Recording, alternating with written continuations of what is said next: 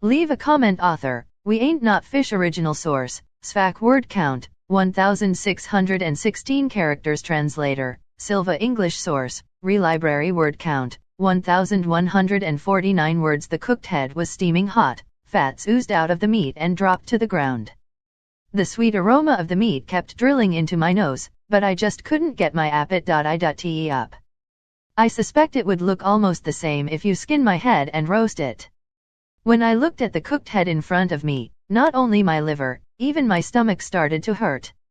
Looks like the cancer cells are already spreading. Evelyn stepped forward to present me a knife and a fork, then she looked at me with high expectation. Please enjoy it, princess. I received the utensils with both hands, but I didn't know where to start because I had no idea where I was supposed to start dissecting my head. Moreover, I could feel the head staring straight at me, one and no way.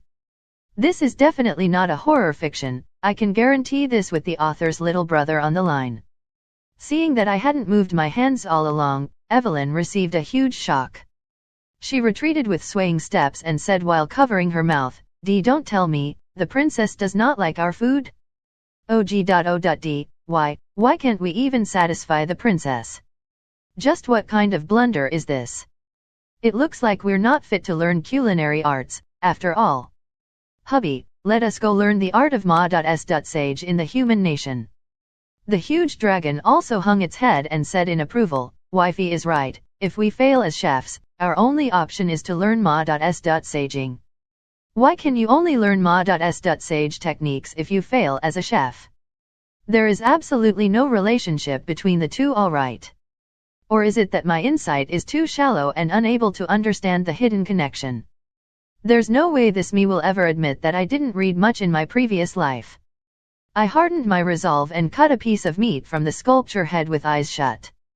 I really didn't have a choice. If I kept stalling, the couple would go to the human world to learn ma.s.sage techniques. With the raw strength of the dragons, I bet rivers of blood would be a common sight during their training. The occupation known as ma.s.sewer would become extinct before long. Truth be told, I'm also starting to feel a little hungry now. After cutting the meat into bite size, I put it into my mouth.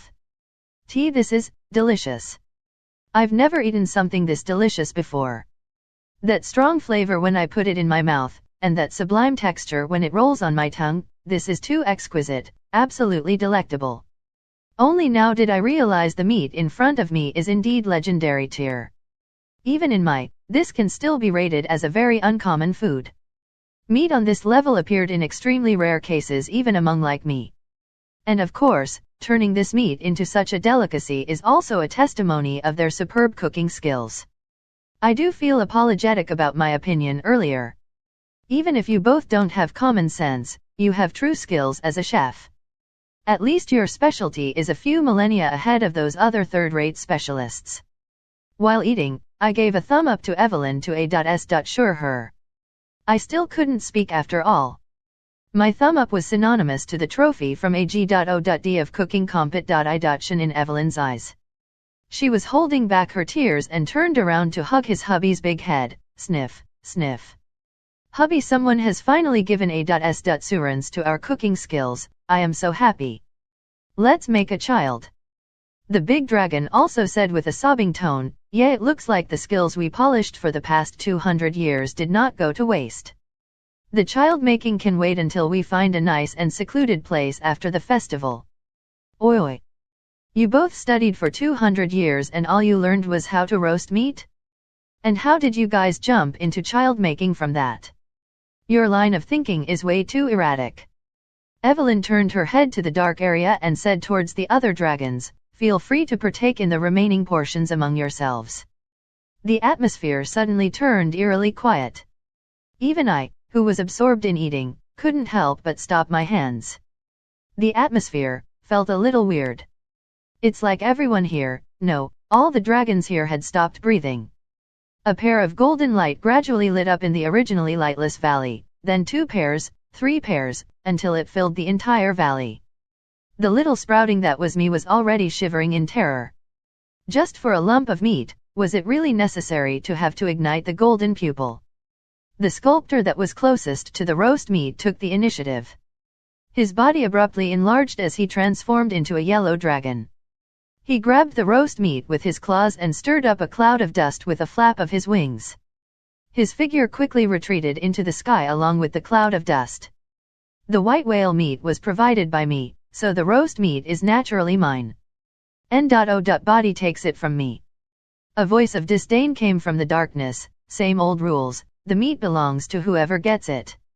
A dragon tail appeared out of nowhere and whipped the sculptor's waist. His claws loosened due to the pain and the roast meat was quickly s.n.a.t.c.head by another dragon. "Hey Karen, you old schemer. You set me up." A Karen, who was supposed to be under the spotlight, was already gone without a trace. Not only a Karen, those dragons that provided spotlights also joined the battlefield with their luminescent eyes, causing havoc everywhere they go. As for the brother who provided spotlights for me, he disappeared immediately and left me to embrace the darkness. The golden pupils at the distant mountains were getting closer with each pas.sing second. As for the few that were already fighting, magic power began to well up in their bodies. Oh, are they really going to start a civil war over roast meat? Does roast meat have that much value to the dragons? I, who have a lump of meat all to myself, was already so frightened that I could feel a chill welling up my spine. I order you to stop at once. What are you fighting over mere meat for? Just at this time, the melodic voice that I have been waiting all along abruptly sounded out. Her arrival made me just want to jump into her embrace and feel her warmth. It's not like I just wanted to take advantage of the situation to rub against her brie a.s.t.s or anything like that. References. What kind of horror play is this?